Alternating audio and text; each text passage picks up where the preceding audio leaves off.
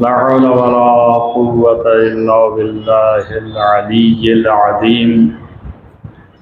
أعوذ بالله السميع العليم من الشيطان اللعين الرجيم. بسم الله الرحمن الرحيم وبه نستعين وهو المعين. الحمد لله رب العالمين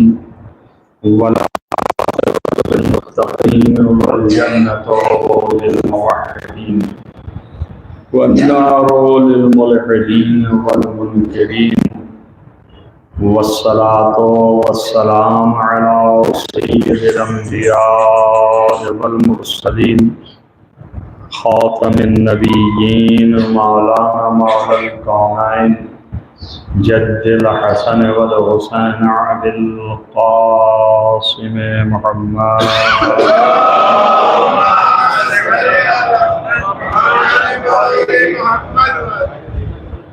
ولا سيما على ابن عمه ووزيره ووصيه وخليفته موضوع بكل غالب غالب كل غالب مولانا علي بن ابي طالب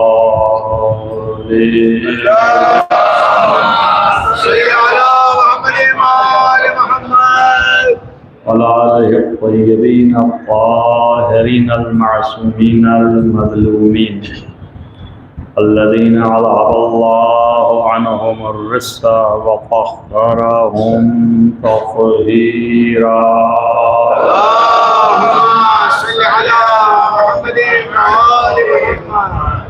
ولعنة الله على أعدائهم أجمعين من يؤمن هذا إلى قيام يوم الدين. أما بعد فقد قال الله سبحانه وتعالى في كتابه الحكيم: بسم الله الرحمن الرحيم. وسخر لكم ما في السماوات وما في الأرض جميعا منه إن في ذلك لآيات لقوم يتفكرون.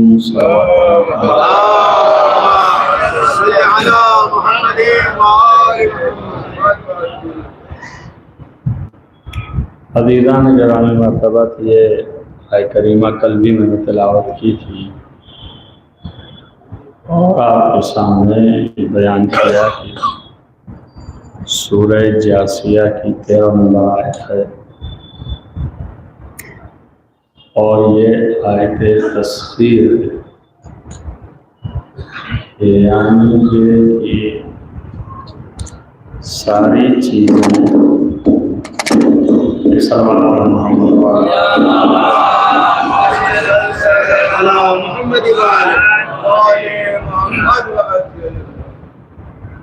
اللہ تعالیٰ نے تمام چیزیں جو آسمان اور زمین پر ہیں، ان تمام اشیاء اور تمام چیزوں کو مسخر کر دیا ہے تمہارے لیے، اور اس تسخیر میں اللہ نے مسخر کیا ہے تمام چیزوں کو تمہارے لیے، اس میں ان لوگوں کے لیے، قوم کے لیے جو قوم فکر کرتی ہے اور غور سے کام کرتی ہے، یعنی یہ کہ تفکر سوچتی ہے، سمجھتی ہے، اور سمجھنے کے ساتھ ساتھ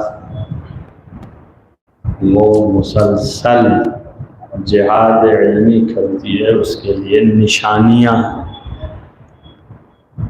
اللہ کی طرف سے آیات ہیں، نشانی اللہ نے اس میں نشانی رکھی ہے اس تسخیر.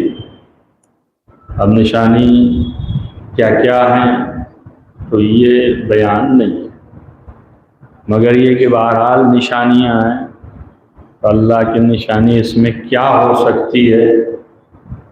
وہ آپ متعدد حدیثوں، روایاتوں اور آیات، خود جو اور بھی آیت تسخیر ہیں ان کے ذریعے سے وہ نشانیوں کو استکشاف کر سکتے ہیں، یعنی ان کو پتہ لگا سکتے ہیں، ظاہر کر سکتے ہیں، معلوم کر سکتے ہیں۔ اب ظاہر ہے کہ اس ایک آیت کے سمجھنے کے لیے اور اس میں جو نشانی ہے وہ سمجھنے کے لیے آپ دوسری آیت کا سہارا دیں گے تو پہلے اس آیت کو سمجھیں تب اس کو سمجھیں، اور ان کے سمجھنے کے لیے تیسری چیز جو ہے وہ حدیث ہے، احادیث، اور وہ بھی کلام معصوم ہے۔ حدیث جو ہے وہ ہمارا آپ کا کلام نہیں ہے، یا رسول کا کلام ہے یا ائمہ اطہار علیہ الصلوۃ والسلام کا کلام ہے، یہ جو معصوم ہے۔ تو معصوم کا کلام جو ہے وہ بھی معصوم ہوتا ہے، اس میں کوئی چیز جو ہے وہ کم اور زیادہ نہیں ہوتی۔ اب وہ ہمارے سمجھ میں نہ آئے، ہماری فکر جو ہے اور ہماری عقل جو ہے، ہماری سمجھ جو ہے، چونکہ ہم چیزوں کو بھول بھی جاتے ہیں اور بہت سی چیزوں میں غفلت آ جاتی ہے، بھولنے کے ساتھ جان رہے ہیں لیکن ذہن کو ادھر سے ادھر ہو جاتا ہے، جسے کرتا ہے ذہن کو ادھر سے ادھر شیطان۔ تو یعنی شیطان ایک الگ وجہ اور سبب اور عامل ہے، علاوہ اس کے ہم خود بھی کم نہیں ہیں، یعنی ہمارا خود نفس جو ہے وہ خود بھی دنیا کی چیزوں سے مشغول ہو کر کے غفلت کی طرف چلا جاتا ہے۔ وہ بات اور ہے کہ ہم ہر اپنے عمل کو کریڈٹ دے دیں شیطان کی طرف، وہ خود بھی مسکراتا ہے کہ میری تو ضرورت بھی نہیں پڑی، اس لیے کہ آپ خود ہی دنیا میں اتنا مشغول ہیں کہ آپ خود ہی جو ہیں ادھر سے ادھر ہو جاتے ہیں۔ تو ان وجوہات پر نہ اللہ کا کلام صحیح سمجھ پاتے ہیں اور نہ ہی معصوم کا کلام صحیح سمجھ پاتے ہیں۔ تو اب ہمارے سمجھنے کے لیے بھی ضروری ہے کہ ہمارا بھی فکر کا توازن اور ادراک، سمجھ، تعقل، تفکر بھی معصوم ہو۔ تب کہاں معصوم ہے؟ بتا دیے گا کہ کیا مشکلیں ہیں اس کے ساتھ، کس کس طرح کے آفات ہیں۔ تو ان آفات کی بنیاد پر کوئی عالم یا عالم یہ دعویٰ نہیں کر سکتا کہ ہم نے جو سمجھا ہے یہی ہے، اس کے علاوہ ایک صلوات پڑھیے محمد۔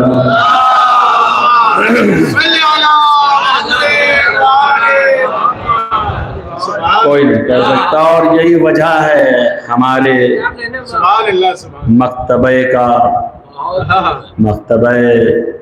شیعہ اثنا عشری کا 1000 سالوں سے علماء انہی آیات اور روایات پر طبع آزمائی کر رہے ہیں، اپنے خیالات، اپنے نظریات۔ تو خیالات اور نظریات کیا ہیں؟ یعنی جو سمجھے ہیں وہ بیان دیتے ہیں، اور جو ان کی طاقت علمی تھی، اس کی گنجائش جو ان تک پہنچی، وہ سارا بیان انہوں نے دیا۔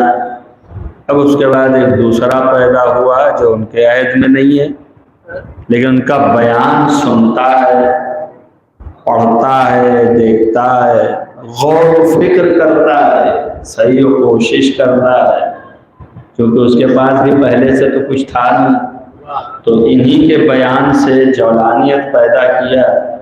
اب اس کی بھی کیفیت ہو جاتی ہے کہ آیا جو انہوں نے کہا یہی صحیح ہے یا اس کے علاوہ کچھ اور بھی ہو سکتا ہے، تو وہ اور موشگافی کرتا ہے اور نکالتا ہے اپنے علوم اور اپنی قوت، اپنی طاقت صرف کر کے نئی بات کہتا ہے، دوسری بات کہتا ہے، اور اس کے بعد اس پہ دلائل قائم کرتا ہے کہ یہ صحیح باتیں ہیں، نئی بات جو ہے اس کے دلائل قائم کرے گا، وہ ان سے بہتر تارا ہے۔ اسی کا نام اجتہاد ہے، کرتے چلے آ رہے ہیں۔ اجتہاد کوئی اور چیز نہیں ہے، یعنی یہی محنت ہے۔ تب 1000 سال کے علماء کے تمام اقوال ایک ہی حدیث کے بارے میں ایک ایک طرح سمجھائے، ایک ایک طرح سمجھائے، ایک دوسری طرح سمجھائے۔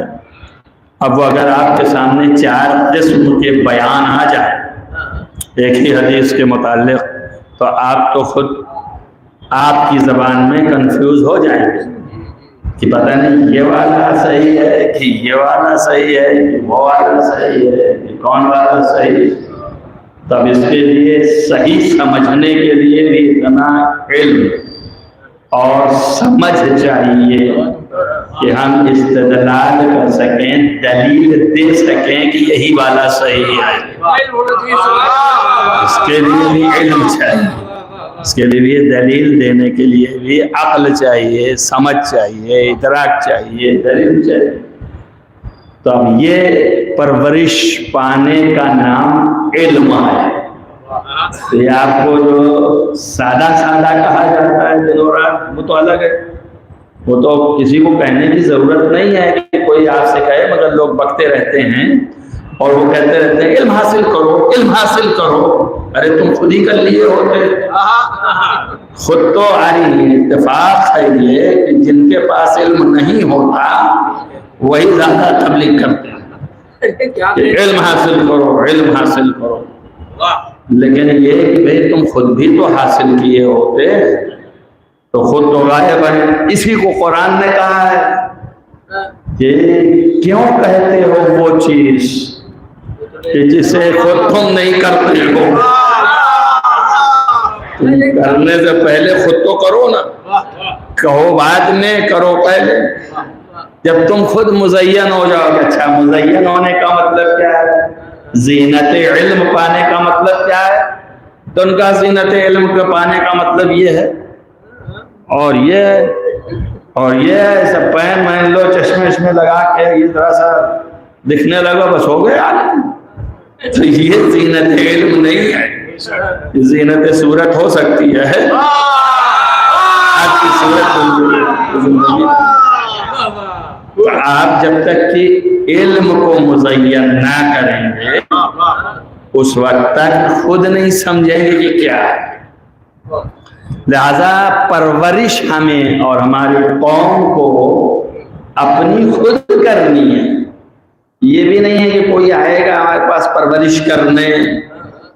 یہ جو کہتے ہیں یہ ایک طریقے سے اچھا ہے، برا نہیں ہے، میں برائی نہیں کر رہا ہوں کہ آپ سمجھیے کہ ہم ان کی تنقید کر رہے ہیں کہ وہ کیوں کہتے ہیں۔ وہ بھی ایک قدرتی انتظام ہے اللہ کا، یہ بھی ایک انتظام ہے، اس کو بھی اس پہلو سے لے لیجیے کہ جس کے پاس وہ چیز نہیں ہوتی، یعنی جو شخص باطل ہوتا ہے اس کے بعد بھی کبھی حق کی بات کرتا ہے، تو یہ اللہ کا انتظام ہے۔ اگر اب بھی آپ کی عقل میں نہ آئے کہ بھئی حق ہی ایک ایسا معاملہ ہے کہ باطل بھی حق کو حق ہی کی تبلیغ کر رہا ہے، باطل بھی نہیں، یہ اللہ کا انتظام ہے، اللہ کا اہتمام ہے کہ باطل کے زبان سے حق کو جاری کروا رہا ہے، یہ اللہ کا اہتمام ہے۔ اسی لیے ہمارے اور آپ کے چھٹے امام حضرت امام جعفر صادق علیہ السلام ایک مفصل حدیث میں اپنے ایک شاگرد سے یہ بیان فرمایا آپ نے کہ ہمارے اسرار کیا ہیں، راز کیا ہے، ہمارے اسرار کیا ہیں، اور اپنے اسرار بیان کرنا شروع کیا۔ اور کافی حد تک یہ ایسے محترم اور ایسے امین آدمی تھے کہ ان کے پاس اسرار اہل بیت کم سے کم 30,000 40,000 موجود تھے، اور وہ کسی کو بیان نہیں کر سکتے تھے، اس لیے کہ امام نے کہہ دیا تھا بیان نہ کرو، اپنے تک رکھو۔ تو کچھ چیزیں ہوتی ہیں معرفت کی جو اپنے تک رکھنا چاہیے، سب کو نہیں دیتے، اس لیے کہ سب اہل نہیں ہوتے ہیں، سنبھال نہیں سکتے، تعامل نہیں کر سکتے، علم و معرفت نہیں ہے ان کے پاس، تو وہ دشمن ہو جائیں گے، مخالف ہو جائیں گے۔ بیان نہیں کرنا چاہیے، منع کیا ہے کہ نہیں بیان کرو، بس وہیں تک بیان کرو جہاں تک سمجھتے ہو کہ یہ برداشت کر لے گا، اس حد تک۔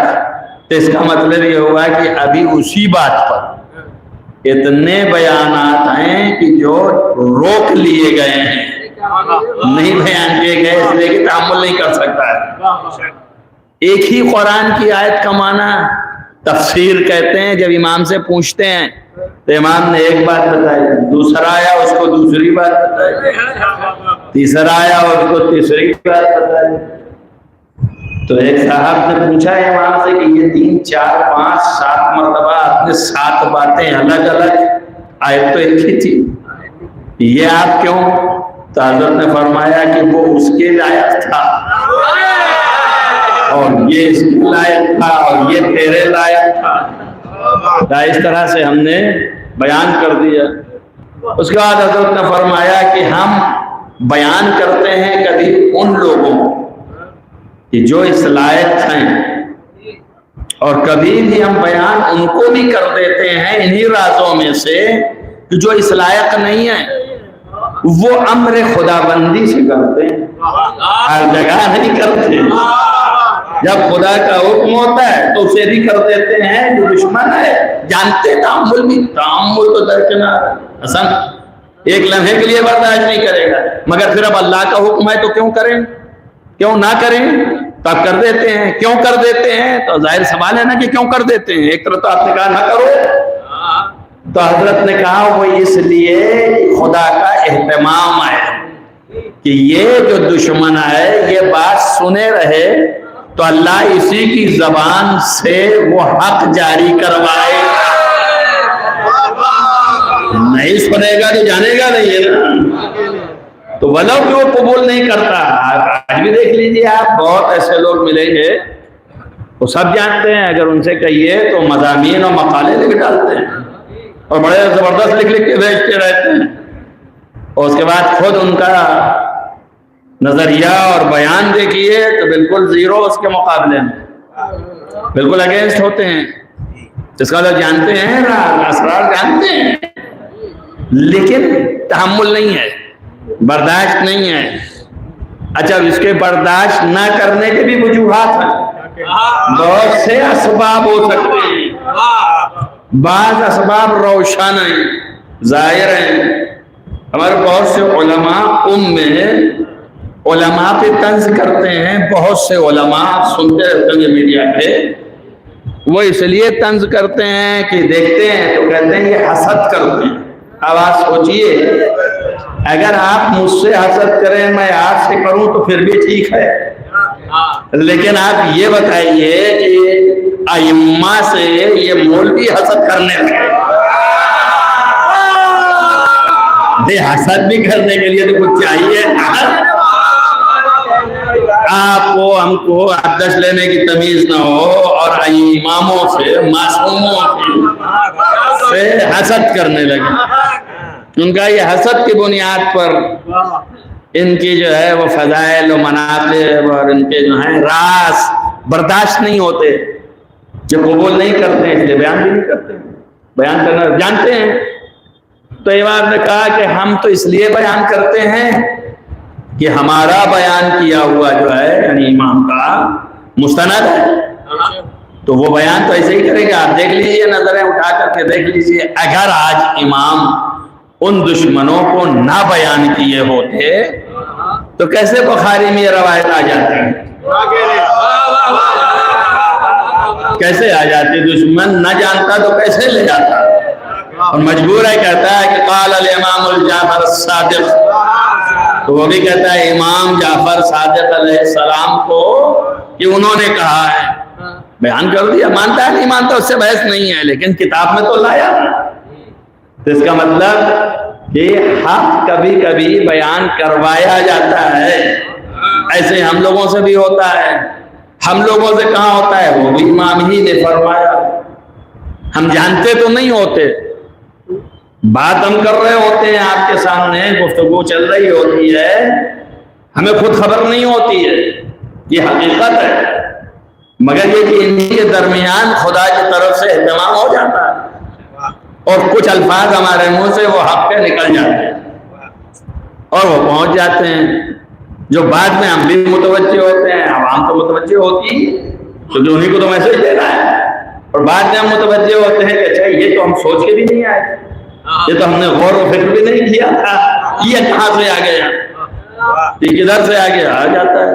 اب اس کے سپورٹ میں حشام ابن حکم، یہ بہت اچھے صحابی تھے اور 16 سال کے سن سے مناظرہ کرتے تھے اور صرف ولایت و امامت ثابت کرتے تھے، 6 امام کے صحابیوں میں تھے، 60واں امام کا دور ہے، بصرہ سے گزر رہے تھے، ایک عالم کو دیکھا کہ مغل مسجد سے بڑی مسجد ہے اور مغل مسجد سے آنے والے مومنین سے زیادہ مسلمین ہیں وہاں، تو وہ ان کو دیکھ کر کے بھی بیٹھ گئے کہ یہاں تو مجمع اچھا ہے، یہاں کام اچھا ہوگا، اور جو عالم تھا وہاں کا اپنے کو لگاتا تھا، وہ ممبر پہ گیا اور تقریریں کرنے لگا، اوپر نیچے کرنے لگا، تو انہوں نے کہا کہ بھائی نیچے سے کہ بھائی میں بھی کچھ سوال کر سکتا ہوں، اس نے کہا بالکل کر سکتے ہو، کیونکہ عالم سبھی سوال کریں گے جواب دے گا، یا تو میں بھی یہ کر سکتا ہوں، کہاں کر سکتے ہو؟ تو انہوں نے کہا تیرے آنکھ ہے؟ اس نے کہا بھائی یہ کون سا سوال ہے، تو دکھ نہیں رہا تمہیں کہ میرے آنکھ ہے؟ کہا جتنا پوچھوں وہ تو نہیں جواب دو نا، تیرے آنکھ ہے؟ کہاں ہے؟ تیرے ہاتھ ہے؟ کہاں ہے؟ تیرے زبان ہے؟ کہاں ہے؟ تیرے ناک ہے سونگھنے کے لیے؟ کہاں ہے؟ مطلب کیا ہے تمہارا؟ کہا تیرے ہاتھ پیر جسم کے اعضاء جوارے سب کا نام لیتے رہے کہ ہے کہا ہے؟ کہا تو کب یہ کام کرتا ہے؟ تو کب ہاتھ اٹھاتا ہے؟ کہا جب چاہتا ہوں۔ کہا کب نہیں اٹھاتا؟ کہا جب نہیں چاہتا ہوں۔ کب دیکھتا ہے؟ کہا جب چاہتا ہوں۔ کب نہیں دیکھتا؟ کہا جب نہیں چاہتا۔ کب چلتا ہے؟ کہا جب چاہتا ہوں۔ تو سب کا جب چاہتا کیا تو انہوں نے پوچھا یہ چاہتا کیا ہے؟ اسے بتا کہ یہ کیا ہے؟ تو انہوں نے کہا یہ خواہش ہے۔ کہا یہ خواہش کہاں سے آئی؟ کہا یہ نفس ہے۔ کہا تو اس کا مطلب تو یہ کہہ رہا ہے کہ تمام جسم میں ایک چیز ہے نفس جو پورے جسم کو کنٹرول کرتی ہے ایسا؟ کہا بالکل ایسا ہی ہے، یہ نفس ہی پورے اعضاء جوارے پر حاکم ہے، اس کو عربی میں لفظ قیم کہتے ہیں۔ قیم یعنی قوام، کام کرنے لگے، فعال ہو جائے، تو اس کا مطلب پورے جسم میں اللہ نے ایک کو ان سب پر حاکم قرار دیا۔ کہا بالکل حاکم قرار دیا۔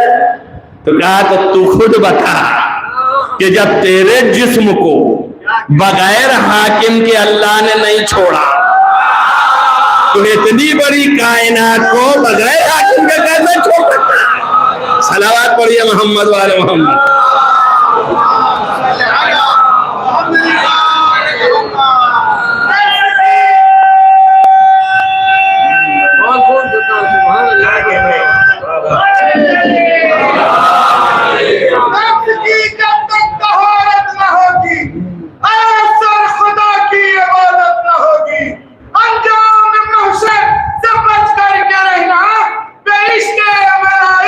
شفاعت نہ ہوگی،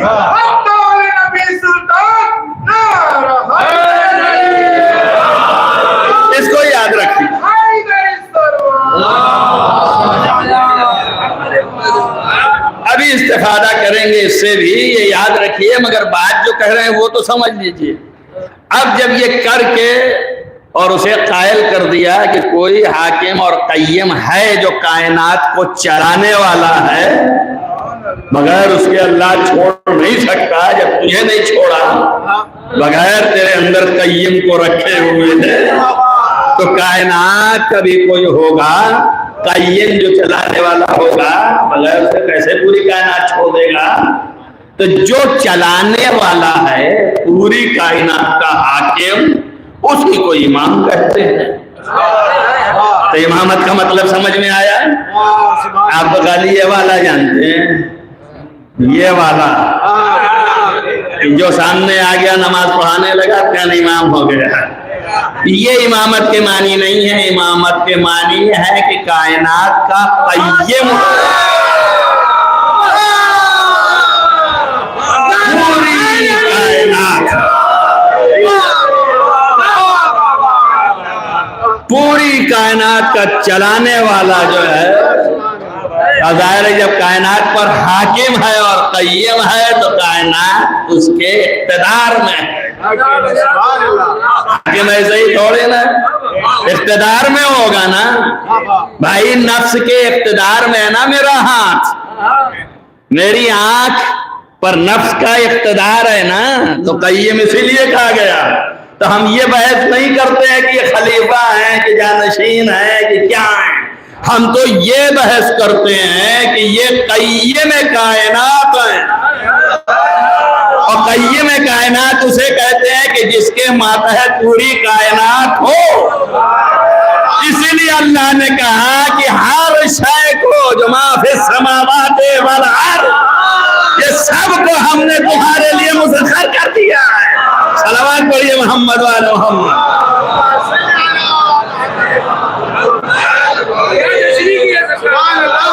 ہم امامت اس کو کہتے ہیں، نہ پیش نمازی کو کہتے ہیں اور نہ آگے چلنے والے کو کہتے ہیں کہ چلتے چلتے ایک مرتبہ پیچھے ہو جائے، ایسے کو بھی نہیں کہتے۔ پہلے تو آگے آگے رہے، اس کے بعد جب ڈنڈے پڑے تو پیچھے ہو جائے، قوم کو آگے کر دے۔ ایسا ہوتا ہے نا، یہ پہلے سے ہوتا چلا آ رہا ہے، کوئی آج کا نہیں ہے۔ اگر پیچھے نہ ہوتے تو خود میں بھاگتے کیسے؟ توجہ کرو میری بات، تم لوگ پوچھتے ہی نہیں ہو تو میں کیا کروں، مجبور ہو جاتا ہے۔ صلوات کرو محمد والے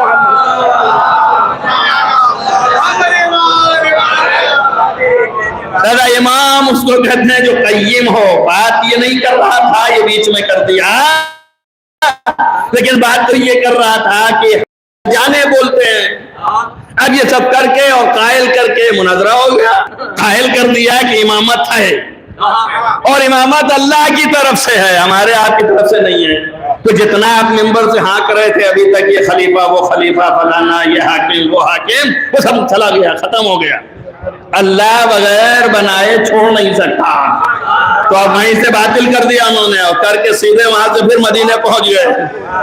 بصرہ میں کیا اور مدینے پہنچے، جیسے ہی پہنچے تو بجائے گھر جانے کے سیدھے امام کی دربار میں پہنچے۔ ساتویں امام تشریف فرماتے، اصحاب تھے، جیسے ہی آئے لوگ کھڑے ہو گئے، آؤ آؤ، امام بھی استقبال کے لیے کھڑے ہو گئے۔ یہ حیرت کی بات تھی، امام اخلاق تو اپنی جگہ پہ ہے، لیکن امام امام ہے۔ جیسے ہی حضرت نے استقبال کیا تو گھبرا گئے، کہا مولا معاف کیجئے، بس میں اس قابل کہاں؟ کہا نہیں، تم نے بہت بڑا کام کیا۔ میں نے کیا کام کیا؟ میں تو ابھی چلا آ رہا ہوں، قدم آپ کے گھر پہ رکھا ہے، وہ بھی ٹھوکر لگنے والی تھی مگر بچ گیا۔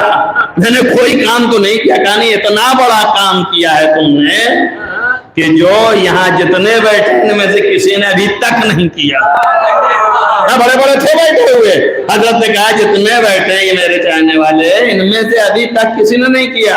کہا حضرت میں نے کیا کیا ہے؟ کہا تم خود کہنا چاہتے ہو یا میں کہوں؟ تو حضرت سے مخاطب ہو کے اس نے کہا جب آپ نے شروع کیا تو آپ ہی بتا دیجئے۔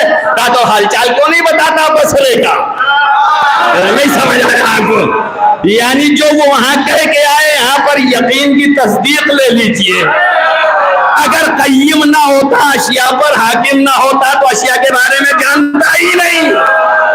اس کا مطلب علم ہی رکھتا ہے، کیا انہوں نے بصرہ میں، اور امام یہاں جان رہے ہیں۔ تو آپ سے آپ ہی فرمائیے. تو آپ نے کہا کہ بہت عمدہ استدلال کیا تم نے, اور واہ حسن تو مرحبا, جیسے آپ نے کہا مرحبا بناصرنا, ہم مددگاروں کے مراد جو ہے ملتی رہے, مرحبا مرحبا. تو اس نے کہا کہ حضرت خدا کی قسم آپ جب اتنا جان گئے بصرے کی چیز یہاں پر, اس کا مطلب آپ ہر چھپی ڈھکی کو جانتے ہیں.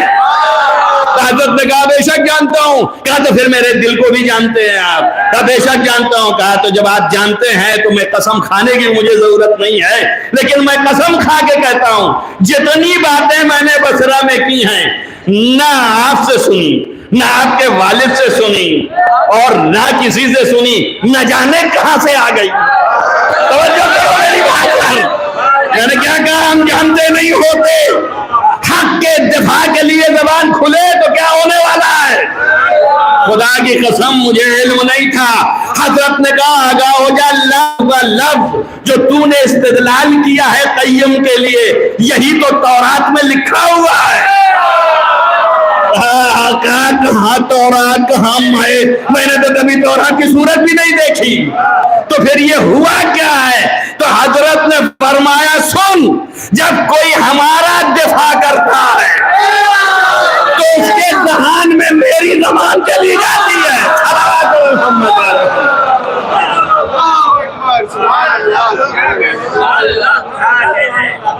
تو ہم تو نہیں جانتے ہوتے, لیکن یہ کہ وہ بیچ میں آ جاتا ہے. تو ظاہر ہے کہ آپ یہاں سے سمجھ چکے ہیں کہ جو میں نے آیت پڑھی آپ کے سامنے تفسیر کر دی آیت کی, کہ ہر شے اس قیم کی تابع ہے. جب تابع ہے تو اسی کو کہتے ہیں سخرہ, تسخیر. تابع ہونا تسخیر ہے. وہ بھی ما فی السماوات والارض. کل میں نے تفصیل اور تمام زمینوں پہ, اب زمینوں پہ کہا تو اوپر جتنا ہے, نیچے جتنا ہے, ویسے ہی آسمان پہ کہا تو آسمان کے نیچے جتنا ہے اور آسمان کے اوپر جتنا ہے, اور جہاں جہاں تک آسمان کے اوپر بھی, تب تو اسے آسمان نہیں, اور آسمان آج تک طے نہ ہو سکا کہ کیا ہے. کل بھی کہا تھا کہ آسمان نام ہی حد نگاہ کا ہے, کہ یہاں پر نگاہ ختم ہو جائے اور کچھ نہ دکھائی دے, آسمان ہے. تو اب جب آسمان کے اوپر سے دیکھ رہا ہے تو اس کی حد نگاہ کدھر ہوگی؟ نہیں سمجھ آئی آپ سے؟ ایک ہم دیکھ رہے ہیں تو آسمان تک حد نگاہ ہماری ختم. یہی وجہ ہے کہ جتنا اوپر چلے جائیے آپ اتنا ہی دور آپ کو دکھائی دیتا ہے, اتنا ہی دکھائی دیتا ہے. ویسے ہی یہ پیلا چھتا نظر آتا ہے, نیلا, اور آپ کہتے ہیں آسمان ہے, آسمان ہے. چاہے جتنا جائیے, پلین پہ بیٹھیے دیکھیے, چلے جائیے, کتنی اونچائی پر لے جاتا ہے, وہاں تو بھی اتنا ہی دکھتا ہے. تو اب یہ حد نگاہ ہو گئی, درست ہو گیا. تو اب یہ ہماری حد نگاہ ہے, یہ ہماری حد نگاہ ہے.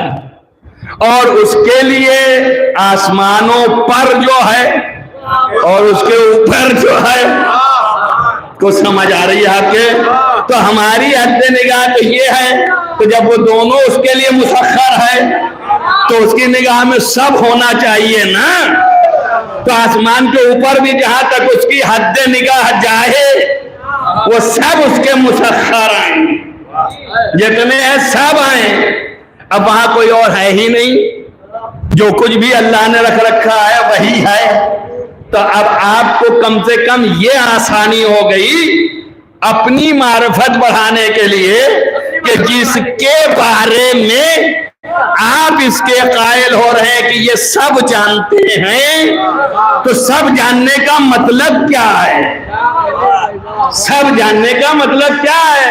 اتنا ہی جتنا آپ کی نگاہ دیکھ رہی ہے یا جتنا ان کی نگاہ دیکھ رہی ہے.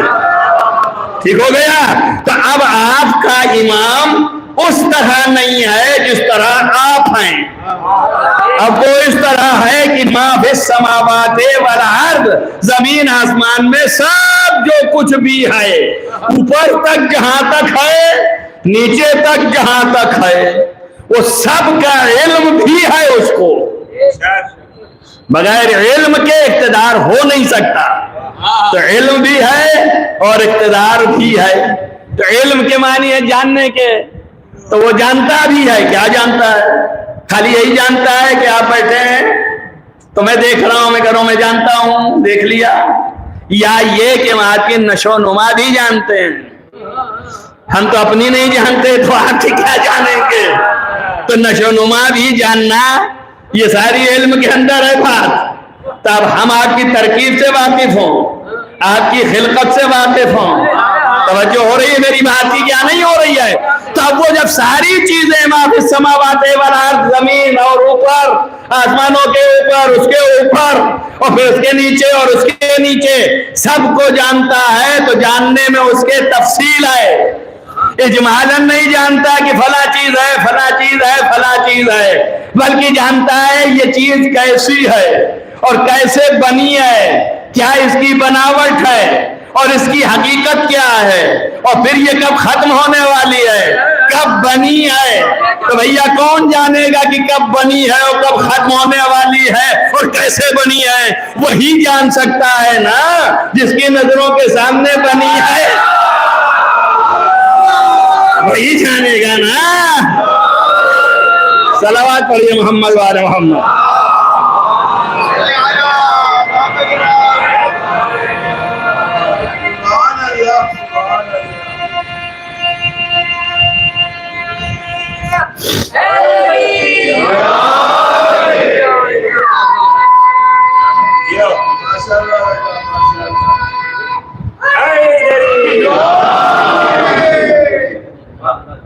واضح ہو گئی بات کہ وہی جانے گا جس کی نظروں کے سامنے یہ چیز بنی ہے، تو پھر وہ جانے گا کہ بھئی اس کی ضرورت کیا ہے، اس کی حاجت کیا ہے، اس کی ضرورت اور حاجت کا بھی علم ہوگا اسے، کس چیز سے اس کی ضرورت پوری ہوگی، کس چیز سے اس کی حاجت پوری ہوگی، وہ سب کچھ ہوگا نا۔ تو اب اس طاقت کے پاس علم جو ہے وہ سب چیز کا ہے، جسے دو لفظوں میں معصوم نے فرمایا علم ما کان و ما یکون، یعنی جو بھی تھا اور جو بھی ہوگا اور جو بھی ضرورت ہے۔ توجہ ہوئی یا نہیں ہوئی؟ ابھی ضرورت تو نہیں پتا ہوتی، آپ آ کے یہاں بیٹھے ہیں، کب آپ کو ضرورت لگ جائے مجھے کیا پتا؟ تو یہ ہم نہیں جانتے ہوتے، لیکن ان کے علم میں ہے کہ کیا ضرورت اور کب ضرورت۔ تو ہر چیز کا علم ہوگا تو اسی کے پاس ہوگا جس کے سامنے چیزیں بنی ہیں۔ اگر بنی ہے تو اطمینان سے جو ہے وہ بولے گا، اس لیے کہ دیکھے ہوئے ہے۔ اگر آپ دوسرا اینگل لیں تو دوسرے اینگل سے بھی سمجھ جائیں۔ آج بھی علم کی حیثیت ہمارے آپ کے کچھ نہیں ہے، پڑھنے اڑنے سے علم تو آتا نہیں، یہ تو ذریعہ ہے، لیکن علم یہ نہیں ہے۔ پہلی چیز تو یہی سمجھ لیجئے، اللہ نے کہا العلم نور، علم جو ہے ایک نور کا نام ہے، یقذفہ اللہ فی قلبہ من یشاء۔ تو چاہے جتنی کتابیں پڑھ ڈالیے، پڑھنے والے پڑھتے ہی رہتے زندگی بھر، کچھ نہیں سمجھتے۔ یہ کچھ نہ سمجھنا اس بات کی دلیل ہے کہ وہ نور نہیں آیا، وہ نور اللہ ڈالتا ہے جن دلوں میں چاہتا ہے، جن میں نہیں چاہتا ان کا اندھیرو صحیح۔ اب یہ کہ نہیں چاہتا اس پہ بحث کر سکتے ہیں کہ بھائی نہیں چاہا تو ہمارا کیا قصور، اور چاہا تو یہی کہ اللہ بغیر کسی عدالت کے خلاف ہو جائے گا نا، بغیر کسی سبب وجہ کے۔ ایسا نہیں ہے کہ نہیں چاہتا اور چاہتا، تو کوئی سبب ہو وجہ ہو، یہ الگ بحث ہے، لمبی چوڑی۔ مختصر دو لفظوں میں یہی سمجھ لو کہ بغیر کسی سبب کے اللہ نے نہیں چاہا آپ کے ہاں دینا، تو کوئی سبب آئے جس سبب کو آپ بھی نہیں جانتے، ہم بھی نہیں جانتے۔ ارے سب چھوڑو، کم سے کم اتنا ہی ہو سکتا ہے کہ اگر دے دے تو دماغ خراب ہو جائے، ہوتا ہے نا ایسا، تھوڑا سا علم ہو جاتا ہے دماغ خراب ہو جاتا ہے، تکبر آ جاتا ہے کہ نہیں آ جاتا؟ تو اب تکبر میں آپ مبتلا ہو جائیں تو اللہ نہیں چاہتا کہ اچھا خاصا بھلا بیچارہ جنت کے راستے پہ جا رہا ہے، اور میں سے تھوڑا سے تو دماغ خراب ہو جائے, تکبر آ جائے, پتہ نہیں کیا کیا کرنے لگے کہ مجھے پھر کبریائی اپنی دکھانی پڑے اور پھر غضبناک ہو جاؤں, اور جب میں غضبناک ہو گیا تو یہ جہنم چلا جائے گا. تو یہ بھی ایک مسئلہ ہے کہ خدا نہ دے کر کے بھی تجھے چاہتا ہے کہ تو فلاح میں رہے. تو یہ بھی ایک اللہ کی عطا نعمت ہے. توجہ کیجئے, حکمت الہیہ ہے. اِنَّا فِي ذَلِكَ لَآيَاتٍ لِقَوْمٍ يَتَفَكَّرُونَ. تو انہوں نے کہا کہ کیا نشانیاں کا علم خدا, حکمت خدا, معرفت خدا اور خود خدا کی توانائی اور قدرت خدا کہ اللہ جو ہے کتنا اس کے اندر چیزیں پیش کیے ہوئے ہیں. دیکھو ظاہر ہے کہ اللہ نے کہا ہے رزق کے لیے بھی قرآن نصاب کہا ہے, میں جس کا چاہتا ہوں تنگ کر دیتا ہوں, جس کا چاہتا ہوں وسیع کر دیتا ہوں. اب ظاہر ہے کہ اس کے بہت سے وجوہات ہو سکتے ہیں, لیکن ان وجوہات میں ایک سر عام ہے, وہی معصومین سے آیا ہے. علماء نے اس کو بریکٹ میں ہمیشہ لکھ دیا ہے اس لیے کہ قرآن نے بھی اشارہ کیا کہ کہیں ایسا نہ ہو جائے کہ مال زیادہ پا جانے سے دماغ خراب ہو جائے, ایسا نہ ہو جائے اس لیے نہیں دیا, ان کو تنگ کر دیا. اور ان کو کہیں ایسا نہ ہو جائے نہ دینے سے ہی خراب ہو جائیں تو تھوڑا بڑھا دیا.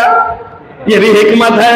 اب اس میں بہت سے سوال اٹھیں گے کہ جو بالکل سے خراب تھے ان کے پاس کیوں بڑھا دیا ہے نا, تو ہو سکتا ہے اس کا بھی جواب آ جائے کہ یہ بھی ایک آزمائش کر رہا ہوں. توجہ کر رہے ہیں آپ. تو بہت سے وجوہات ہو سکتے ہیں, ان میں ایک وجہ یہ بیان کر دی معصوم نے, اور اس کو ہمارے محاورے میں بھی کہتے ہیں, سنا ہوگا آپ نے محاوراتی طور پر, کہا گنجے کو اللہ ناخن نہیں دیتا. یہ محاورہ جانتے ہیں نا, سنا ہے نا, گنجے کو اگر ناخن دے گا تو اپنے ہی سر کو کھرگوٹ لے گا, اس لیے ناخن ہی نہیں دیتا کہ بھائی وہ سالم رہ جائے. تو اب دیکھ لیجیے آپ, یہ کوئی نقص تھوڑی نا, اللہ نے حکمت ہے اللہ کی. تو اسی طرح یہاں پر بھی کیفیتیں ہیں. اب علم جو ہے ہر طرح کا ہے, سارا علم جو ما کان و ما یکون کی تشریح کی آپ کے سامنے, یہ سارا علم ہے ان کے پاس. کہاں سے ہے, کس طرح سے ہے, اور کون سا علم ہے. تو ہمارے نظام میں سب سے اعلیٰ علم پڑھنے سے نہیں ہوتا, سب سے اعلیٰ علم مشاہدہ مانا گیا. اب جہاں جہاں مشاہدہ ہو سکتا ہے وہ تو ٹھیک ہے, بات کو سمجھیے گا. جو بہت سے چیزیں جھوٹ بھی ہمارے اس حقیقت میں داخل ہو گئی. سب سے اعلیٰ علم مشاہدہ ہے. تب چونکہ ڈنکا تو مشاہدہ کا پٹ رہا ہے, تو بہت سی چیزیں ایسی ہیں جن کا مشاہدہ نہیں ہو سکتا. تو کیا ان کا علم نہیں ہے؟ ان کا جب مشاہدے نہیں تو علم کہاں سے ہے؟ اب سمجھے آپ, جھوٹ بولنے کی ضرورت پڑ گئی. ان کا مکاشفہ ہوتا ہے. توجہ کیجیے, آپ صلوات پڑھیے محمد والے محمد. جیسے اہل کے لیے تھا نا اہل کے لیے نہیں ہے. ان کا مکاشفہ ہوتا ہے. ان کا مکاشفہ کیا ہے؟ کہ میری نظروں کے سامنے وہ چیزیں اللہ نے تقسیم کر دی ہے, کشف کر دیا اللہ نے, مکاشفہ ہو گیا. علم مشاہدہ نہیں کر سکتے آپ. جنت دیکھ سکتے ہیں آپ؟ نہیں دیکھ سکتے. ان کا دیکھا, مکاشفہ کیا اللہ نے. تو وہی والا پھر وہ مسئلہ آ جائے گی. اب ظاہر ہے وہ ہر طرح کے قسم کے لوگ ہوتے ہیں. کچھ بیچارے مطیع و فرما بردار ہوتے ہیں. جیسے ہی ہم عالم نے کہا ہمیں مکاشفہ ہوتا ہے تو بڑے اور جھک گئے. ان کا کیا کھانا اللہ نے جنت بھی دیکھ لی جسے ہم دیکھنے کو ترس رہے ہیں مکاشفہ سے. اب اس میں ایک سرفرا تھا, اس نے کہا مکاشفہ کا مطلب کیا ہے قبلہ؟ انہوں نے کہا مطلب یہ ہے کہ جنت نظروں کے سامنے ہے اور ہر چیز ہم دیکھ لیتے ہیں. اس نے بوٹیاں چھپائیں چاول میں, اور اس کے بعد اپنے میں بوٹیاں اوپر رکھی اور کہا بسم اللہ. تو انہوں نے کہا یہ والی پلیٹ, تو ان کا یہ کیوں؟ ان کا اس میں تم نے رکھ رکھا ہے اور اس میں نہیں رکھا ہے. تو اس نے چاول ہٹایا, کہا چاول کے نیچے تو دکھ نہیں رہا, تو تمہارے سامنے مکاشفہ ہو گیا. تم دور کی چیزیں دیکھ لیتے ہو. تو یہاں سے ثابت ہوا کہ یہ جھوٹ بول رہے تھے بیچارے. سمجھ میں آیا نا؟ تو اب جو اس فرقے کے لوگ ہیں اور اس مذہب کے ماننے والے ہیں, ان کی حقیقت یہاں تک پہنچی کس لیے؟ اس لیے کہ مشاہدہ اصل علم تھا. تو اس کو ثابت کرنے کے لیے ایڑی چوٹی کا زور لگا دیا کہ ہم نے مشاہدہ کر لیا, ہمارا علم پختہ ہے. अरे भाई मुशाहिदा का दावा ना करके इस तरह कहे होते कि चूंकि इसका जिक्र कुरान में आया, चूंकि इसका जिक्र अल्लाह के यहाँ है, चूंकि इसका जिक्र रसूल अल्लाह के पास है, इसका जिक्र इमाम के पास है, और बात गलत और बातिल नहीं कर सकते हैं, इसलिए बगैर देखे हुए दिखाऊं की है। जो करें आप, इसी को मौला ने कहा कि क्या मुमकिन है बगैर देखे मैं किसी की इबादत करूं। सलावत पढ़िए मोहम्मद वाले मोहम्मद।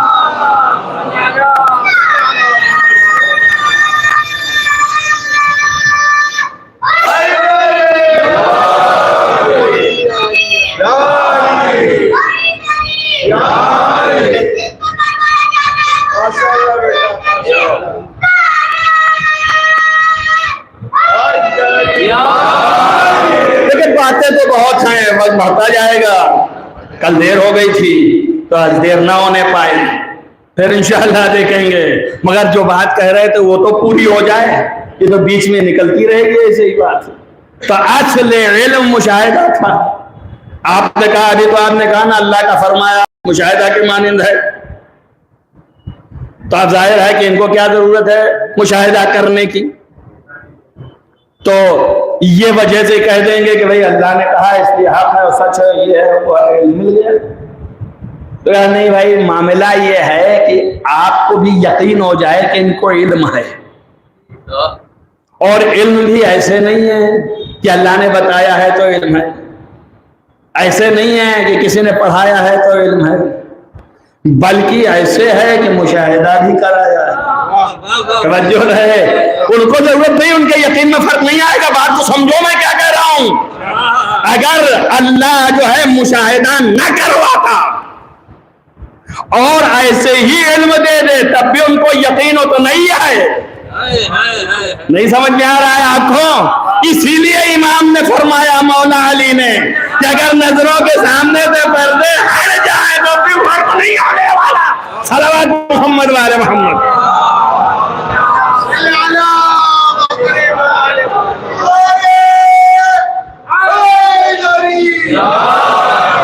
आपकी नहीं मेरी मजबूरी है, ये कुछ लोगों की ख्वाहिश है तो मैं आता हूं, लेकिन मैं ऐसे मजमे पढ़ने का आदी नहीं। वो मजमा ही अलग होता है, जरा मादा तो रहे मजमा, ये इशारों को भी समझिए कि क्या है। बात समझिए। आप जाहिर है कि जिसका इल्म यहाँ यकीन कल मुशाहिदा है, देखा हुआ है, तो जरूरत नहीं है। मगर मसला यह है कि हम कमजोर थे, हम ये कहेंगे कहाँ देखा। अब वो तो कह रहे हैं कि अल्लाह का फरमान मुशाहिदा के मानिंद है, हमें कह रहे हैं क्या पता दिल में है भी कि नहीं है ना। तो हमारी कमजोरी की वजह से लाजिम आया कि खुदा मुशाहिदा भी करवाए, दिखाए भी। हम मुशाहिदा कब करवाए, दिखाए कब? मुशाहिदे में दो तरह है, एक आप कर रहे हैं, आपने कायनात की कोई चीज को उठाई और मुशाहिदा करना शुरू किया, और आपने चीर फाड़ किया, देखना शुरू कर दिया। तो एक ये है कि खिलकत से पहले और एक खिलकत के बाद। तो खिलकत के बाद में तो आप शरीक हैं, तवज्जो रखना मेरी बात पर। तो हम मुशाहिदा करवा रहा है, तो अल्लाह ये भी कर सकता था कि हर शय कायनात की बना लेता और उसके बाद फिर इनको बना के और कहता देखो ये मैंने ऐसे बनाया, ऐसे बनाया, ऐसे बनाया, ऐसे बनाया। समझो समझो, बात को समझो। तो अब ये खाली दिखाता अल्लाह ऐसे बनाया, ऐसे बनाया, ऐसे बनाया, लेकिन ये बात भी मुशाहिदे की कमियों में आता है। तवज्जो रखना। तो मुशाहिदा कमाल कैसे होगा? नजरों के सामने बना बना के तवज्जो करना।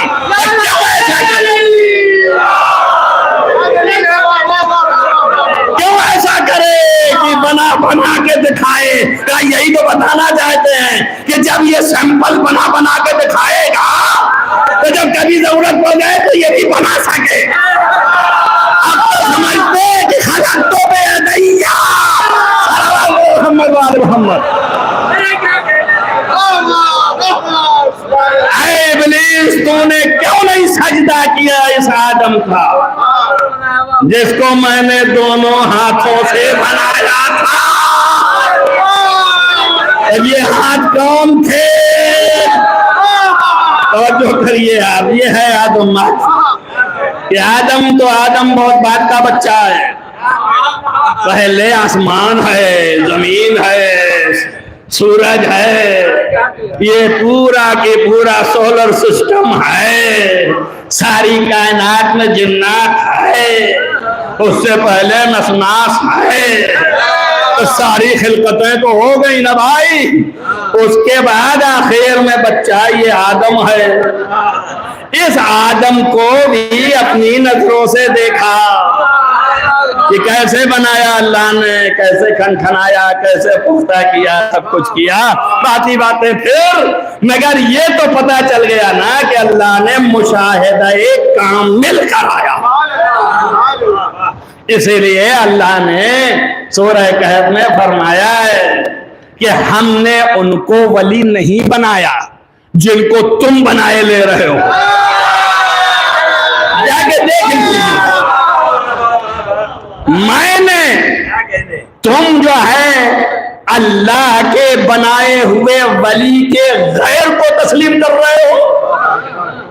ہم نے ایسے اولیاء بنائے ہیں کہ اشہدہم، ہم نے ان کو مشاہدہ کرایا علی خلقتہم.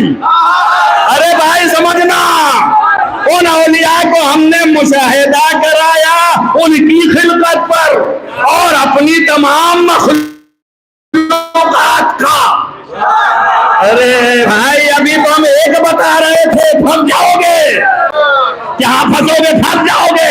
ابھی تو صرف مخلوقات کو دیکھ رہے ہیں، ان کے سامنے اللہ بنا رہا ہے، اس کا مشاہدہ کرایا ہے. اور پہلا جملہ کہہ رہا ہے وَأَشْهَدَهُمْ عَلَىٰ خِلْقَتِهِمْ. توجہ کرو، انہی کو مشاہدہ کرایا، انہی کی خلقت. میں کون سا لفظ لے آؤں یا فضائل و مناقب بیان کرنے کا؟ توجہ کرو میری بات پر. اب کچھ نہیں رہ گیا. اما جب وہ ہے ہی نہیں تو اپنی خلقت کو دیکھے گا کیسے؟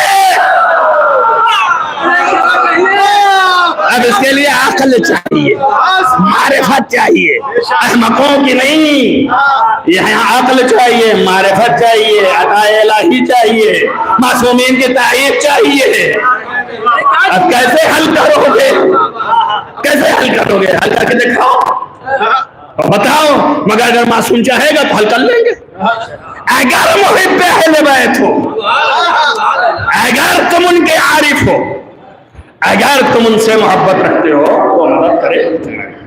یہاں پر بھی پھنسو گے نہیں، پھنسنے کا کوئی مسئلہ ہی نہیں ہے. ان کہا جب بھائی نہیں تو کیسے دیکھ لیا؟ تو اس کا مطلب یہ ہے کہ کسی نہ کسی زاویے میں ہونا ضروری ہے. توجہ کرنے کی دیکھ سکے. توجہ ہوئی یا نہیں ہوئی؟ بس بات کو ختم کر دیا. اب سمجھ لیجئے کہ کتنی بڑی خلقت کے مقام پر ہیں. اس خلقت کے مقام پر ہیں، اس بلندی پر ہیں. کتنے سمجھے کتنے نہیں سمجھے میں نہیں جانتا، لیکن کتنی بلندی پہ ہیں کہ وہ مشاہدہ کر رہے ہیں. اس کا مطلب ابھی تو خلق نہیں ہوئے. جب خلق نہیں ہوئے، عجیب عجیب لفظیں ہیں، میں کہاں سے کہاں تک لے جاؤں گا آپ کو. آپ زیارت پڑھتے ہیں جس کے شان کی مجلس ہے، انہیں فضیلت میں یہ زیارت وارد ہوئی ہے. السلام علیکم، سلام ہو اس کے اوپر.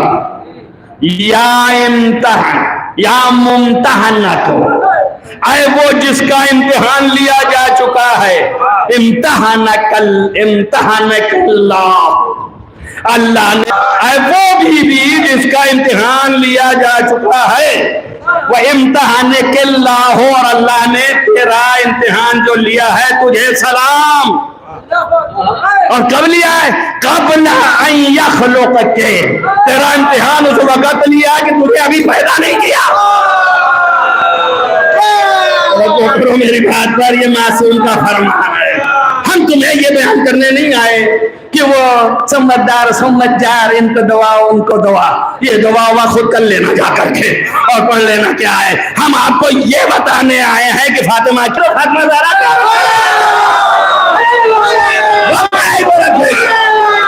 اگر لگتا ہوتا لگتا ہوتا تو وہ کہتا کہ جاؤ کم وقت جاؤ جہاں جانا چاہتے ہو جاؤ. اے پیغمبر آپ اپنے دل کو جو ہے وہ تنگی میں مت ڈالیے. ہم نے نہیں کہا کہ سب کو آپ ہدایت دے دیجئے, ضرورت نہیں ہے, اس لیے کہ ہم جہنم بھی بنایا ہے. تو اگر اس کو خیال ہوتا ان کم وقتوں کا تو جہنم کیوں بناتا ہے؟ دو جملے آپ کی ذہن میں تو کیوں جہنم بنایا؟ اس نے کہا اس لیے بنایا کہ اگر مجھے علی کو پیدا نہ کرنا ہوتا تو میں جہنم نہ خلق کرتا. کیوں بھیا, کس بات کے لیے پیدا بھی کرنا اور جہنم کا خلق کرنا دونوں کیا ہے؟ تو کہا کہ اس لیے کہ اے پیغمبر ان کو خبر دے دو کہ اگر تمام دنیا کے لوگ علی کی محبت پر جمع ہو جاتے تو ہم جہنم نہیں خلق کرتے. تو معلوم ہو گیا کہ جہنم خلق کیا ہے. تو اس کا مطلب یہ ہے کہ علی کی محبت پر سب جمع نہیں ہو سکتے. بھیا بےہودہ اور حماقت کا کام کیوں کروں میں جب مجھے پتا ہے کہ 1000 میں ہزاروں نہیں ہو سکتے ہیں, 150 کے علاوہ. تو مجھے کیا ضرورت ہے کہ میں جان اپنی بیٹا نوکن کو 1000 کو کھینچ کے لاؤں. ارے جاؤ بھاڑ میں جو ہمیں کیا کرنا ہے. اب آپ کہیے تو کیا بیان نہ کریں؟ ارے بھائی یہ 150 کی وجہ سے بولنا پڑ رہا ہے, اس لیے کہ 1000 میں مخلوط یہ 150 بھی ہے تو ان کی وجہ سے بولنا پڑ رہا ہے. بول رہے ہیں کہ اپنا لے لیں گے, حکم وقت ایسے ہی سن کے چلے جائیں گے. ان کو جہنم مبارک, ان کو جنت مبارک. دونوں اپنی اپنی جگہ پہ چلے گئے. درست ہو گیا نا؟ تو آپ ملاحظہ کیجئے تو ہونا ضروری ہے کسی نہ کسی اینگل سے. جواب لیتے جائیے. اسی لیے اللہ نے آپ کی خلقت سے پہلے آپ کا نام اکبر نہیں رکھا ہے, میری خلقت سے پہلے میرا نام منتظر نہیں رکھا تھا, لیکن ان کی خلقت سے پہلے ہو گئی. اس کا مطلب یہ ہے کہ علم خدا جاری و ساری تھا. اسی لیے جب مخاطب کیا کہ کون یا محمد, ورنہ اگر چیز نہیں ہے تو اسے خطاب نہیں کر سکتے, اور اگر ہے تو دوبارہ بلا نہیں سکتے. توجہ کرو, تو جب محمد مصطفیٰ نہیں تھے تبھی تو خلق کر رہا ہے, اور جب نہیں ہے تو بولا کس کو رہا ہے کہ کن محمد. تو اس کا مطلب محمد ہے اللہ کے علم میں, تو وہی محمد کو کہہ رہا ہے مجسم ہو جاؤ. توجہ ہوئی؟ تو اب محمد تو پہلے سے تھا, اپنے تجسیم کو بھی دیکھ رہا ہے. اب علی پہلے سے تھا, اپنی خلقت بھی دیکھ رہا ہے. اب فاطمہ پہلے سے تھی, اپنی خلقت کا مشاہدہ کر رہی ہے. صلوات پڑھیے محمد والے محمد.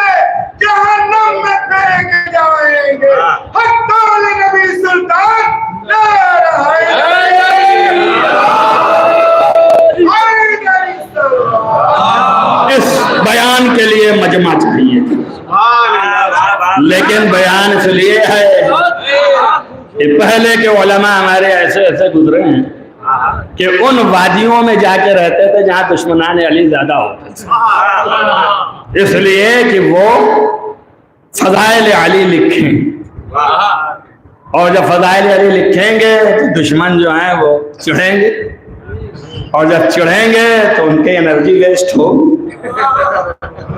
کسی کی دولت کا چھیننا جو ہے اسے غارت کرنا کہتے ہیں, سمجھ آیا؟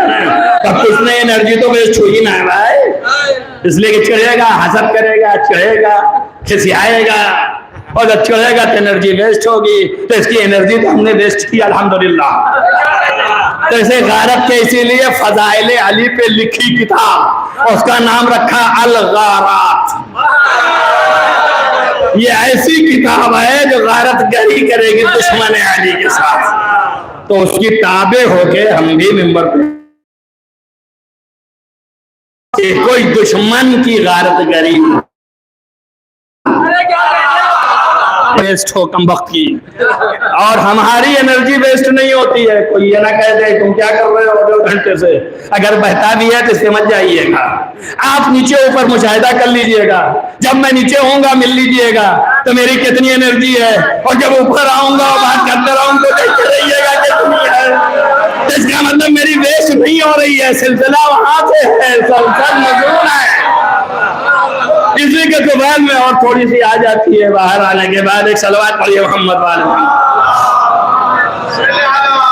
پیمانہ دل جو ہے وہ سب کا الگ ہے، قلب جو ہے وہ جائے معرفت، یہیں پر معرفت محل کرتی ہے۔ یہی وجہ ہے کہ بہت زیادہ نگاہیں بسا اوقات تحیر میں ڈال دیتی ہیں۔ بھائی ہماری نگاہ میں ہم نے جتنے مشاہدات ایسے کیے ہیں اور پڑھے لکھے ہیں اور روایات پڑھی ہیں اس میں گھسے ہیں، تو اس میں میرے حساب سے سلمان اس درجے کے نظر ہی نہیں آتے، اور ابو ذر بہتر نظر آتے۔ لیکن رسول اللہ نے سلمان کو کہا کہ یہ 10 پہ ہے، اور ابو ذر کو کہا یہ 9 ہی ہے۔ اب ہماری سمجھ سے تو یہ بہتر تھے، وہ نہیں تھے، لیکن جب رسول نے جو کچھ کہہ دیا تو رسول سچ کہے گا، جھوٹ ہو نہیں سکتا، تو ہم کو یقین ہے کہ وہی صحیح ہے، ہم غلط ہیں۔ بھائی کہیں نہ کہیں تو ہمیں پیمانہ چاہیے کہ ہماری بھی غلطی بتائے اور صحت بتائے، تو ہماری غلطی صحت کا پیمانہ یا قرآن ہے، قول خدا ہے، یا قول رسول ہے، یا قول معصوم ہے، اس کے علاوہ ہے ہی نہیں، ہم آگے بڑھتے ہی نہیں۔ ہاں مگر قول معصوم اس کے جہاد کتنے ہو سکتے ہیں وہ الگ ہے۔ ایک ہی جملے میں کیا کیا موجود ہے جو آپ کو نہیں معلوم مجھے معلوم ہے، مجھے نہیں معلوم آپ کو معلوم ہے، اس جہت سے آپ بول رہے ہیں اور ہم اعتراض کر رہے ہیں آپ غلط بول رہے ہیں۔ تو یہ بولنے سے پہلے ہمیں سوچنا چاہیے کہ کس جہت سے یہ کہہ رہا ہے۔ دیکھیے بڑے مسائل ہیں، تشبیہ دی جاتی ہے تو کیسے دی جاتی ہے؟ شیر کے مانند ہیں آپ، تشبیہ دیتے ہیں نا، تو کبھی کبھی اس منزل پہ آ جاتے ہیں، کہتے ہیں آپ شیر ہیں، تو کیا واقعی شیر ہو گئے؟ نہیں ہے نا، مگر کس بنیاد پہ تشبیہ دے رہے ہیں؟ صرف یہی نا جو زبان زدِ عام ہے کہ شجاعت۔ اب میرا مسئلہ کچھ اور تھا، میں مزاح میں تھا، میں نے کہا بھائی شیر تو منہ دھوتا نہیں کبھی، تو ایک صاحب کے منہ سے بڑی بدبو آ رہی، کہا ماشاءاللہ شیر ہیں آپ۔ کہیں آج تک سنا آپ نے یہ تشبیہ؟ نہیں سنا نا، لیکن کیا جیسے شجاعت کے لیے تشبیہ دے سکتے ہیں، کیا اس کے لیے نہیں دے سکتے؟ تشبیہات میں کوئی ایک جہت لی جاتی ہے، سمجھ میں آیا نا، اس جہت سے تشبیہ دی جاتی ہے۔ شاعروں کا تو کام ہی یہی ہے دن و رات، وہ تشبیہ اسی لیے دیتے ہیں، اور اس لیے شاعر میں فرق ہے، اس کا ذہن ہو سکتا ہے ادھر تک پہنچا جو دوسری مثال دی، اس کا ذہن ادھر تک پہنچا جو یہ مثال دی، دونوں کے شعر الگ الگ ہو گئے، دونوں نے شعر کہا، لیکن دونوں نے اس کو شعر کہا شعر میں، مگر اس کے بعد جہت الگ تھی، اس کا عنوان الگ تھا، اس کا عنوان الگ تھا، اور دونوں صحیح ہے، غلط نہیں ہے، آپ غلط نہیں کر سکتے، آپ یہ نہیں کہہ سکتے کہ غلط ہے، اس لیے کہ آپ کے علم نہیں ہے۔ کاذا تمام بلاغت کی کتابوں میں پڑھ ڈالا، کہیں ایسی مثال تو نہیں آئی۔ بابا کتاب ہی سے نہیں ہوتا، کتاب میں تو ہندی میں اداہرن دیا جاتا ہے، ایگزامپل ایگزامپل کے معنی یہی ہے کہ ایک اس کا نمونہ ڈھونڈ کے لاؤ، تو اصل ڈھونڈیے آپ، اصل کیا ہے؟ شباہت کیا ہے؟ شجاعت، اس کے پاس شجاعت ہے، وہی ویسے ہی حملہ کرتا ہے جیسے وہ کرتا ہے، اس لیے ہم نے اسے شعر کا صاحب، اس کے اندر شباہت وہی پائی جاتی ہے گندگی کی، اس لیے ہم نے گندا کہا، تو وہ گندگی پہ ہم نے شعر کہا، سمجھ میں آیا نا؟ تو خیر عنوان سے تشبیہ دی جاتی ہے، بغیر عنوان کے تشبیہ نہیں ہوتی۔ اب اگر یہ جو لگائے بیٹھے ہیں، اس کی کیا حیثیت ہے؟ یہ جو اتنے بڑے امامہ رکھ کے ٹہل رہے ہیں اور لوٹ پلٹ بول رہے ہیں، ان کے اس زمانے کی کیا اوقات ہے؟ کس حیثیت سے یہ امامہ لگائے ٹہل رہے ہو؟ تو آپ یہی کہتے ہیں نا یہ لباس رسول ہے، تو اس کی حیثیت اور عظمت لباس رسول کی حیثیت سے ہے، نہ آج کی آیت اللہیت کی حیثیت سے ہے اور نہ آج کی علانیت کی حیثیت سے ہے، اس کی عظمت لباس رسول کی حیثیت سے ہے۔ اس لیے آپ کچھ کریں امامے کا احترام کریں، اس کے بعد احترام ہی نہ کریں، اب ہم ہی لگا کے بدتمیزی کریں اور ہم ہی اپنے اوپر اعتراض لائیں تو کتنا غلط ہے۔ توجہ کر رہے ہیں آپ میری بات پر؟ اگر نہیں کر رہے ہیں ظاہر ذہن آپ کا کہیں اور ہے، مگر یہ رہے کہ شباہت تشبیہ جو دی جاتی ہے شباہت کی وجہ سے، اب اس کے بعد شباہت ہے اس کی، یہ رسول اللہ کے امامے کے شبیہ ہے، کوئی رسول اللہ والا تھوڑی مجھے پہنا دیا لگا، یہ تو رام بھروسے کے ہاں کا ہی کپڑا ہے نا بھائی، جس کو ہم نے لا کے دھو کے اور پٹا بنا کے رکھ لیا، لیکن یہ شبیہ امام رسول ہے۔ تو آپ کو کہہ دیا گیا احترام کیجئے گا، پر آج جیسے ہی کوئی مخالفت کرے دوسرا بولے کہ بھائی امامے کا خیال کرو، بدتمیزی میں چاہے کہیں اور مان لینا، سب پہ نہ ماننا، اس لیے کہ امامہ لگائے بھائی امامہ کیا ہوا نا، رسول کے امامے کی شباہت ہے، اس شباہت کی وجہ سے عظمت ہو گئی، بس خالی عظمت اس کی ہے۔ اب جتنی چیزیں کسی کی شباہت کی وجہ سے ہے ولو کہ حکم اصلی نہ رکھتا ہوں، لیکن عظمت تو ہے اس کی نا، یہ ہمارے جو علم ہیں، یہ تعزیہ ہیں، یہ تحفظ ہیں، یہ سب کیا ہے؟ شباہت ہی تو ہے نا، تو شباہت کی وجہ سے احترام ہے نا، یہ دور کے آج جو ہے تابوت کو چومتے ہیں تو شباہت کی وجہ سے، یہ علم کو چومتے ہیں تو شباہت کی وجہ سے، علم کا فرہرا یہ شبیہ ہے، فرہرا ہے، سمجھ میں آیا نا؟ اچھا کوئی صاحب یہ نہ کہیں کیا کروں، وقت تو چلا جائے، کوئی صاحب یہ نہ کہیں کہ شباہت کی حیثیت کیا ہے، ارے بھیا اتنی بڑی ہے کہ آپ تھوڑا سا خوش ہو جائیں، علیدہ ہو جائیں تو میری بات سن لیں، اس لیے بتائے دیتا ہوں کہ جب رسول آدم سے آدم پہ گئے اور چوتھے یا ساتویں آسمان پہ پہنچے تو سارے ملکوں کو دیکھتے چلے گئے اور ایک جگہ پہ ٹھہر گئے اور ملک کو بار بار دیکھ رہے ہیں، تو جبریل نے کہا کیا دیکھ رہے ہو؟ کہ بھائی جبریل سمجھ میں نہیں آ رہا ہے، یہ جو بیٹھا ہے یہ تو علی ابن ابی طالب ہے، یا رسول اللہ یہ علی ابن ابی طالب نہیں ہے؟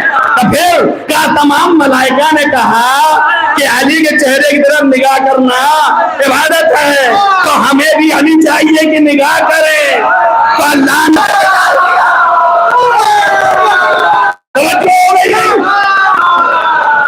تو شباہت کی حیثیت ہے تبھی تو اللہ نے بنایا، شباہت کی حیثیت ہے، مکے کعبہ حرم خدا ہے، اللہ نے بنایا آدم نے، پھر ابراہیم نے، اور پھر اس کے بعد سلسلہ جاری رہا، اور اس کے بعد جب یہ یہاں سے وہاں چلے گئے تو اب یہ حرم کی یاد آتی ہے تو اللہ نے کہا اسی کی شبیہ بنا دو، تو آج تمام دنیا میں اسی کی شبیہ بنا رہے ہیں، خود بیٹھے پاؤں آپ کے سامنے، تو مسجد جو ہے شبیہ ہوئی نا حرم کی، تو شباہت میں کچھ ہے نقطہ تبھی تو اللہ بنوا رہا ہے نا، اب سارے احکام اگر نہیں ہیں تو کچھ نہ کچھ سب ہے، تو ظاہر ہے کہ جس کے پاس جو ہے اس حساب سے لاتا ہے، آپ دیکھ لیجئے شباہت ہے اس کے اندر بھی، اب ایک چیز ہے شفا دیتی ہے اور دوسری چیز بھی شفا دیتی ہے، تو ان دونوں میں شباہت ہے نہیں ہے، سمجھ میں آیا نا؟ تو اس کو کوئی بھی نظم کر سکتا ہے، آپ اس طرح سے زیادہ نہیں کہیں گے، اور جو دو ایک جانتے تھے وہ بابا کہہ لیا، آگے مجھے کچھ نہیں کہنا، کسی پر کمنٹ نہیں ہے میرا، نہ کسی سے کوئی دشمنی ہے، میں تو سمجھنے کی کوشش کر رہا ہوں کہ اگر حضرت عباس علمدار ایسے صالح ہیں کہ جن کے ہاتھوں میں شفاعت ہے تو ان سے منسوب ہر شے شفاعت کا ذمہ سب شفا بھی دے گی شفاعت بھی دے گی، ہے نا؟ وہی عظمت اس کو بھی ہے کہ ایک شباہت ملی، یہ بھی شفا دینے والا اور یہ بھی شفا دینے والا، کتنی چیزیں ہیں جو شفا دیتی ہیں، ڈاکٹر کا ہاتھ بھی شفا دے سکتا ہے، اس کو بھی کہتے ہیں حکیم جو ہے وہ شفا، اس کے ہاتھوں میں اللہ نے شفا رکھی ہے. دیکھ کے آیا تو اللہ سے مل کے آیا تھا کہ حکیم لقمان کے ہاتھ میں رکھی ہے، کہ حکیم رحمان کے ہاتھ میں رکھی ہے، کہ حکیم فرقان کے ہاتھ میں رکھی ہے اللہ نے. پر کتنے شد و مت سے ان کا کیوں؟ ان کا ہزاروں کو شفا ہو گئی اس کے دوا سے. ابھی جو دوا کھائی تھی اس دوا سے ہوئی، اس کے ہاتھ سے کیا لینا دینا؟ دوا سے ہوئی، ہاتھ سے کیا مطلب؟ کیا نہیں. ہاتھوں کا مطلب یہ ہے کہ یہ اس کے ہاتھوں سے یہی دوا ہم دیتے نہیں، اللہ نے اس کے ہاتھ میں کرامت رکھی ہے. اس کا مطلب یہ ہے کہ اللہ کہیں بھی رکھ سکتا ہے، کہیں بھی دے سکتا ہے. اب آپ کا کیا خیال ہے اس کے بارے میں کہ جس کے بارے میں ہر معصوم نے کہا اس کے پاس سب کچھ ہے، شفاعت بھی ہے اور شفا بھی ہے،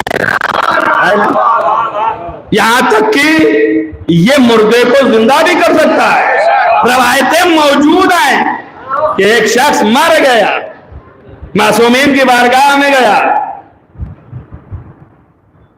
اس کا وارث تفصیل ہے مگر نہیں زندہ ہو، لیکن یہاں آیا، عباس کی زری کو ہلایا، اب تم ہی سے ملک الموت تک پہنچے کہ اسے زندہ. حکم آیا کہ حکم نہیں ہے، حکم نہیں ہے. رسول اکرم نے فرما دیا آیات نہیں ہے اس کی. فرشتے نے کہا کہ حکم نہیں ہے. تو ٹھیک ہے، جا ان سے کہہ دے مجھے باب الحوائج جو کہا ہے اس کو واپس لے لے. ہے کہ شفا اور شفاعت دونوں شبیہ ہیں. ہماری مجبوریاں یہ بھی ہیں، عوام سے ہم بالکل بہت پریشان ہیں. یہ کیا اس لیے ہے اتنے لوگوں کے سامنے کہ دیکھ لیجئے ان کو یقین آ جائے کہ میں مجلس پڑھواؤں، نہیں تو ابھی دوسرا میسج آئے گا کہ فون ہی نہیں اٹھاتے. ان کو یہ نہیں پتا کہ کتنی مشغولیت ہے، رات کا کیا ٹائم ہے، آدمی کہاں ہوگا، پھٹ پھٹ اپنی ضرورت. یہ ہمارے قوم کا مزاج ہے. اور اگر کہیں ہم نے کہہ دیا کہ بھیا مصروف ہے تو میں کہا جھوٹ بول رہے ہیں، چونکہ دینا یہ ہے کہ عالم تو پہلے سے جھوٹ بولتا ہے. تو جب آپ کا دماغ ہی ایسے ہی پرورش پائے گا تو کیا ہوگا؟ اب یہ تو بیچارے نہیں جانتے تھے مگر کر دیا، لیکن میں نے کھول کے یقین دلا دیا کہ جان لیں اور سوچ لیں. یہ تو ان کے علم میں ہے نا کہ پوسٹر ہے، تو ان کو معلوم ہے کہ 1.5 گھنٹے تو پڑھ ہی رہے ہوں گے. تو اب بات سمجھیے، شباہت، یہ عظمت، یہ شفاعت کہاں سے آئی؟ اتنی بڑی فضیلت کی منزل کی مجلس میں نے تمام کر دیا تھا، میں مسائل کی طرف آ رہا تھا مگر ایک جملہ یہ آیا تو آپ سن لیں کہ اتنی بڑی فضیلت کے مالک کہ آپ کو بتا دیا خلقت سے پہلے اللہ نے ان کا امتحان لیا ہے. تو اس بیوی کی عظمت کیا ہوگی؟ کل میں نے اولد کے کفر بتایا تھا، آج زہرا سے جو منتسب ہوتا ہے اس کی عظمت کیا ہے. توجہ کر رہے ہیں؟ تب آپ دیکھ لیجئے یہ آیا کہاں سے. ام البنین کا بیٹا علی ابن ابی طالب سے پیدا، لیکن جو حسن و حسین وہ نہیں، اور اس بات کو جانتا ہے کہ وہ نہیں، اور اس بات پر یقین ہے کہ وہ نہیں، اس بات پر اطاعت بھی ہے کہ تصور نہیں. ہم اور آج چاہے تصور کر لیں وہاں تصور بھی نہیں کہ ہم برابر نہیں ہو سکتے، لیکن جب کوئی ایسا ہو جائے تو پھر اسے اپنانا پڑتا ہے. اس لیے زہرا نے شفاعت میں شریک رکھا. توجہ کرو میری بات پر. جب حشر میں بیوی آئیں گی تو روایتوں میں ہے کہ جیسے ہی ندائی خدا کی تو سیدہ کھڑی ہو گئی اور آواز دیا کہ تو نے وعدہ کیا ہے، آج وہ وقت آیا ہے اس وعدہ کے وفا کا. عزیزو بس یہ ہے شفاعت زہرا، لیکن شفاعت زہرا میں عباس شریک ہے. عزیزو جیسے ہی اللہ نے حکم دیا ہے پیغمبر سیدہ سے پوچھو یہ کیا چاہتی ہیں، میرے چاہنے والوں کو جنت نصیب وعدہ کیا ہے، پورا گھر لائی ہے۔ عزیزو حضرت زہرا بہت کچھ لے گئی تھی۔ ارے سب سے پہلے تو زہرا اپنا بچہ محسن کو لے گئی ہوں گی جو شادی ہوا۔ عزیزو اپنے دل کا عزیزو سب کچھ لے جانے کے بعد لیکن پہلی صدا زہرا کی آئی تو لکھا یہ ہے، شیخ صدوق نے لکھا کہ چھٹے امام نے فرمایا کہ آپ جھکی اور جھک کر کے دو ہاتھ حضرت عباس کے اٹھائے اور فرمایا ہادانے یدانے مقطوعتانے من۔ عزیزو جتنا سب لے گئی ہیں ابھی اس کی ضرورت نہیں ہے، یہی دو ہاتھ کافی ہے جو عباس سے کٹ گئے تھے، یہ کس نے دیا؟ اب روایت میں چھٹے امام نے فرمایا ہے تو ایسا ہی ہوگا نا۔ تو سیدہ جب لے کے کھڑی ہوں گی دو ہاتھ، یہ دو ہاتھ آئے کہاں سے؟ عزیزو یہ وہاں سے آئے جب حسین دوڑ کے جا رہے تھے تو ایک مرتبہ جھکے اور جھک کے کچھ ردا میں رکھا تو دوڑا حنیف اور دوڑ کے پوچھا کہ کیا کوئی قیمتی چیز مل گئی ہے؟ تو آپ پھر رو کے کہا میرے بھائی کا کٹا ہوا ہاتھ۔ یا حسین یہ کٹا ہوا ہاتھ کس لیے رکھ رہے ہو؟ دوسرا ہاتھ میں رکھا کہ اس لیے کہ حشر میں اپنی ماں کو دوں گا کہ بی بی لے جائیے اس ہاتھ شیعہ کی تمام تر شفاعت کے لیے ہے۔ عزیزان گرامی وہ بی میں تو نہیں کہنا چاہتا ہوں کون سیدہ جس کے لیے اللہ نے کہا ہے کہ کیا لائی ہو شفاعت کے لیے، تو سیدہ سب سے پہلے اگر پیش کرتی کچھ کرتی یا نہ کرتی اتنا ہی کہہ دیتی ٹوٹی پسلیاں لائی ہو۔ لیکن عزیزو سیدہ اپنی مصیبت بھولی ہوئی ہے، ارے عباس کے کٹے ہاتھ کر رہی ہے آپ کو اور ہم کو شفاعت دلانے کے لیے۔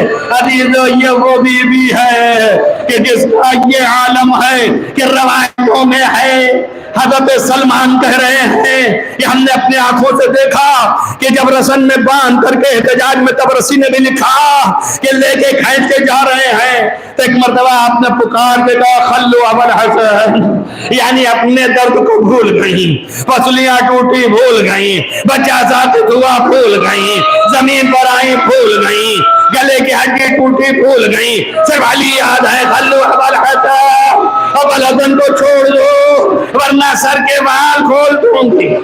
عزیزان گرامی آپ دیکھیے بی بی اپنے کو بھول گئی مگر علی کے ولایت کے دفاع، علی کے ذات کے دفاع کرنے کھڑی ہو گئی۔ روایت میں احتجاج میں ہے کہ جب مولا علی کے رسن کھلی اور علی پلٹ کے در کی طرف آئے تو زہرا بڑی طاقت سے کھڑی ہوئی اور علی کے کندھے پہ سر رکھا اور رکھ کے گریہ کیا، حسنین نے ہاتھ پکڑ لیا، ارے دل چاہتا ہے کہ وہ سیدہ آپ کو مبارک، آپ کا شوہر زندہ، آپ نے اپنا سر رکھ دیا۔ ارے زینب کے کلیجے سے پوچھئے کوئی نہیں، زینب کہاں بنا لے، کبھی اوپر دیکھ رہی ہے کبھی نیچے، ایک بیمار بھتیجا ہے، کبھی اسے تازیانہ کبھی زینب سيعلم الذين ظلموا أي ينقلبون. اللهم إني أسألك بحق فاطمة وأبيها وبالها وبنيها والسر المستودع فيها تصل على محمد وآل محمد. بارے رہا تجھے واسطہ محمد و آل محمد کے معبود